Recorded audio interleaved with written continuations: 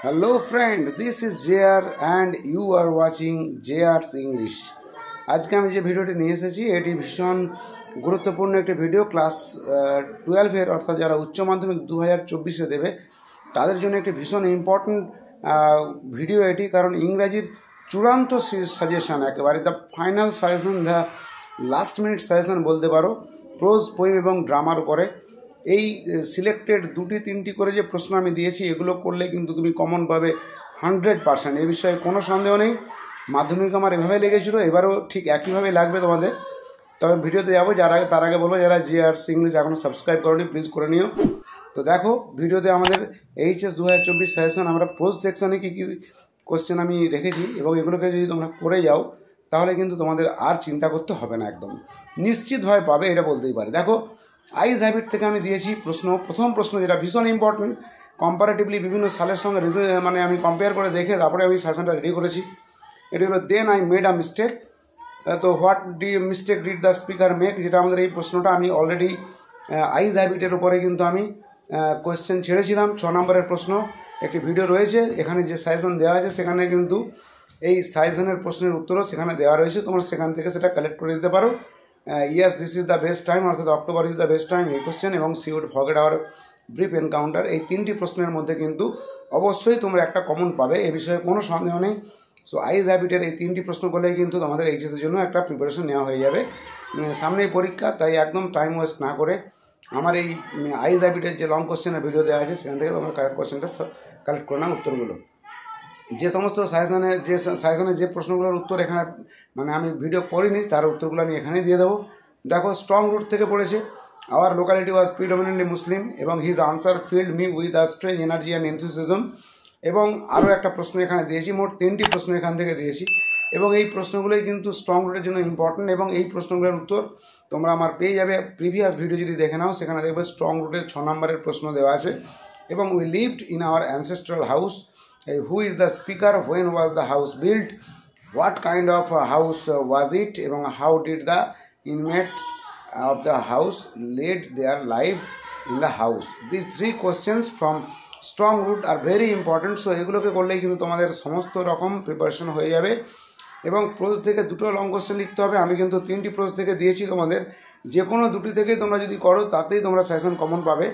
আমি তাও তোমাদের জন্য 3টে দিয়ে রেখেছি। 3 কোশ্চেন্স থেকে ইম্পর্টেন্ট প্রশ্ন দেখো, why did the bearded man become an enemy of the jar, why did the man swear and resolve to do, এবং তারপরে দেখো why did he ask forgiveness of the jar and what did he promise him. This is very important question এই বছরের জন্য, 3 question থেকে, এবং তার সঙ্গে how did the jar nourish the wounded man, এটাও যেমন ইম্পর্টেন্ট, আর 3 কোশ্চেন কী ছিল সেটাও একটা ভীষণ ইম্পর্টেন্ট প্রশ্ন তোমাদের।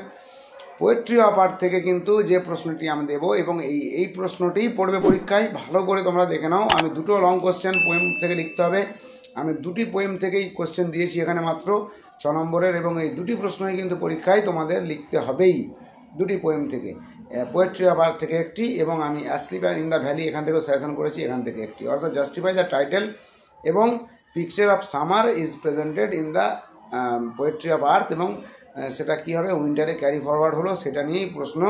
এই 2টি প্রশ্ন তোমরা যদি পোয়েট্রি অফ আর্থ থেকে করে নাও, আমি উত্তরও দিয়ে দিয়েছি সেই জন্য, কারণ এটা দিয়ে আমার ভিডিও আলাদা করে দেওয়া নেই, তাই আমি এখানে কোশ্চেনটা দিয়ে দিলাম, আনসারও দিয়ে দিলাম, তোমরা এখান থেকে শুধু উত্তরটাকে নিজেদের রেডি করে নেবে। সামনেই পরীক্ষা, একদম কোনো চাপ নেওয়ার দরকার নেই, পরপর শুধু একটু দেখে নিয়ে এই শর্ট সাজেশন করে যাবে, তোমরা 100% কমন পাবে, একদম গ্যারান্টি দিয়েই বলতে পারি। কারণ এবছরে পোয়েট্রি অফ আর্থ বা অ্যাসলিপ ইন দ্য ভ্যালি, সর্বপ্রথমে একটা কথা হলো শর্টকাট মেথড ফলো করতে গেলে তোমাকে 2টা পোয়েমেরই সাবস্টেন্সটাকে ভালো করে মুখস্থ করে রাখতে হবে, এবং তার সঙ্গে যে সমস্ত জিনিসগুলো জুড়িয়ে দেবে সেগুলো তোমাকে তার সঙ্গে যোগ করে দেবে। তবে আমি এখানে কোশ্চেন আকারে যেমন দিয়েছি উত্তরও দিয়ে দিয়েছি।